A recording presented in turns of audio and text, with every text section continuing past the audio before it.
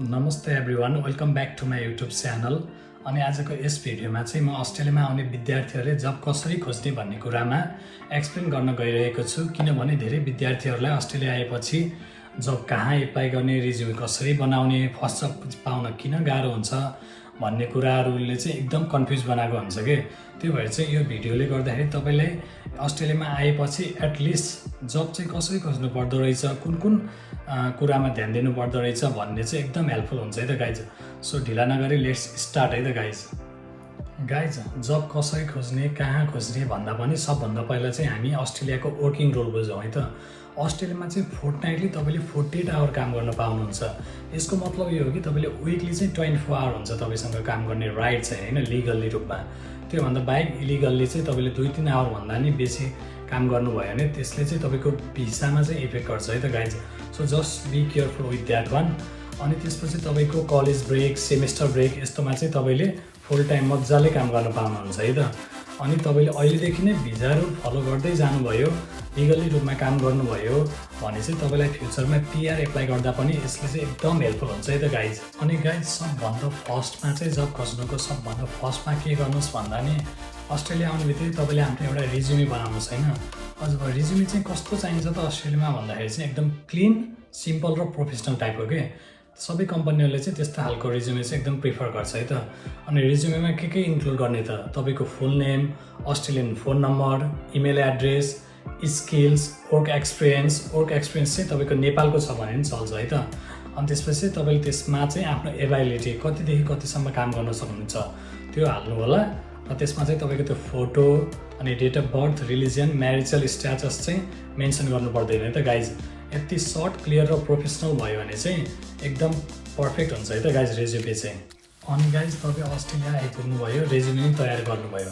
त्यसपछि next step के हुन्छ भन्दाखेरि चाहिँ जब खोज्ने। जब खोज्नु त खोज्ने, तर जब कहाँ खोज्ने धेरै स्टुडेन्टलाई चाहिँ यो कन्फ्युजन हुन्छ। किनकि यहाँ त अब सबैको आफ्नो मान्छे हुँदैन नि त। ल ठिक छ, आफ्नो मान्छे भएको त उनीहरूले प्रिफर गर्छ, काम पाउँछ। तर जसको कोही हुँदैन उसको लागि यहाँ धेरै प्लेटफर्महरू छ जहाँबाट जब पाउन सकिन्छ है त। अब यहाँ धेरै नेप्लिज फेसबुक पेजहरू पनि छ। नेपालीलाई काम भन्ने छ, अर्को नेपाली इन सिडनी भन्ने छ, मेलबर्नमा बस्नेलाई नेपाली इन मेलबर्न भन्ने छ। स्टेट अनुसारको छुट्टै पेजहरू छ। त्यो चाहिँ तपाईँले स्टडी गरेर पनि खोज्न सक्नुहुन्छ। यो त एकदम इजिएस्ट मेथड हो जब खोज्नको लागि। त्यसबाहेक पनि तपाईँले लिङ्क्डइन भन्ने हुन्छ, सिक.com भन्ने छ, अर्को इन्डिड.com भन्ने छ, अनि त्यस्तै जोराजब भन्ने छ, अनि नेपाली नै एप पनि कामकोटा भन्ने छ। त्यसमा गएर चाहिँ तपाईँले आफ्नो जबहरू एप्लाई गर्न सक्नुहुन्छ। रिज्युमेहरू दिएर आफ्नो जबलाई एप्लाई गर्नुभयो भने पक्कै तपाईँले काम चाहिँ पाउन सक्नुहुन्छ है त गाइज। तर मेहनत चाहिँ चाहिन्छ, हेर्नुपर्छ, एप्लाई गर्नुपर्छ। एउटा होइन, 2-3टा धेरै नै एप्लाई गर्नुपर्छ। त्यति गर्नुभयो चाहिँ तपाईँले काम पाउन सक्नुहुन्छ है त गाइज। मैले अहिलेसम्म भने नि यो त भयो अनलाइन प्लेटफर्महरू जहाँबाट तपाईँले आफ्नो जब एप्लाई गर्न सक्नुहुन्छ। योभन्दा बाहेक के छ त, तपाईँ चाहिँ वाक इन जब एप्लाई गर्न सक्नुहुन्छ। यो भनेको चाहिँ तपाईँ आफ्नो रेज्युमे बनाउनुहुन्छ, त्यसपछि तपाईँ स्टोरमा जस्तै कि cafe, restaurant, petrol pump, grocery स्टोरमा लगेर आफ्नो रेज्युमे छाडिदिनुहोस्। यदि तपाईँ लक्की हुनुभयो रहेछ भने चाहिँ तपाईँले तुरुन्तै काम पाउनुहुन्छ। होइन भने तिनीहरूले तपाईँलाई आफूलाई स्टाफ चाहिँदाखेरि चाहिँ कन्ट्याक्ट गर्छ है त गाइज। So do this. अनि गाइज तपाईँहरूलाई लाग्छ होला के काम पाइन्छ त अस्ट्रेलियामा, लाग्छ होला होइन। अब मोस्ट कमन जब जो चाहिँ नेप्लिज स्टुडेन्टले गर्छ त्यो चाहिँ के हो भन्दाखेरि चाहिँ क्लिनिङ भयो, किचन ह्यान्ड भयो, डेलिभरी ड्राइभर, वेयरहाउसमा काम भयो, क्याफेमा भयो, रेस्टुरेन्टमा वेटरको रूपमा भयो। यो चाहिँ मोस्ट कमन जब हो है अस्ट्रेलियामा। र तपाईँ चाहिँ फर्स्टमा आउँदाखेरि जस्तो काम भयो भने चाहे क्लिनिङ होस्, किचन ह्यान्ड होस्, त्यो काम गर्न चाहिँ पछि नहट्नुहोस्। किन भन्दा तपाईँलाई मेन भनेको अस्ट्रेलियामा एक्सपिरियन्सको खाँचो हुन्छ।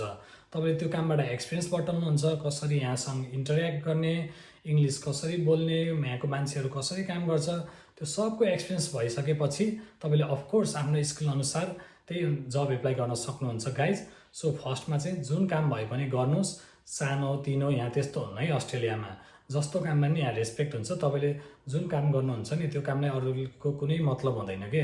सो जस्तो काम पाउनुहुन्छ त्यो चाहिँ गरिदिइहाल्नुहोस्। र साथीहरू अस्ट्रेलियामा चाहिँ जबको नाममा यहाँ चाहिँ धेरै स्क्याम र फ्रड केसहरू पनि हुन्छ है त। यदि तपाईँलाई कसैले यति क्यास दे म तँलाई काम मिलाइदिन्छु भने त्यो बुझ्नुहोस् कि त्यो फ्रड हो, त्यस्तोतिर नलाग्नुहोस् होइन। तपाईँले कसैलाई यहाँ पैसा तिर्नु पर्दैन कि काम पाउनको लागि। अनि अर्को भनेको तपाईँको एबिएन नम्बर पनि कसैलाई सेयर नगर्नुहोस्, मान्छेहरूले त्यसको मिसयुज गर्न सक्छ है त गाइज। सो यस्तो केसहरूबाट चाहिँ एकदम बच्न जरुरी छ अस्ट्रेलियामा। फाइनल्ली गाइज यति गरिसकेपछि तपाईँले अस्ट्रेलियामा काम पाउनुहुन्छ। तर त्यसको लागि के चाहिन्छ भन्दाखेरि चाहिँ प्यासन चाहिन्छ, तपाईँको कन्सिस्टेन्सी चाहिन्छ र तपाईँ कुनै कामबाट रिजेक्ट भयो भने त्यसमा डराउनु हुँदैन। किन भन्दाखेरि अस्ट्रेलियामा तपाईँले 100 ठाउँमा काम एप्लाई गर्नु भने एक ठाउँबाट मात्र कल आउँछ। यो चाहिँ नर्मल हो है त guys. So just believe in your self, तपाईँले ढुक्क काम पाउनुहुन्छ है त गाइज।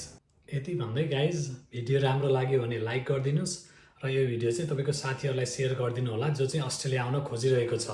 उनीहरूलाई चाहिँ एकदम हेल्पफुल हुनेछ। र सब्सक्राइब पनि गर्न नबिर्सिनु होला र कमेन्ट बक्समा लेख्नुहोस् कि तपाईँ चाहिँ अस्ट्रेलियाको कुन सिटीमा हुनुहुन्छ र कस्तो काम खोज्दै हुनुहुन्छ। फेरि अर्को भिडियोमा भेटौँला। Bye guys, love you all.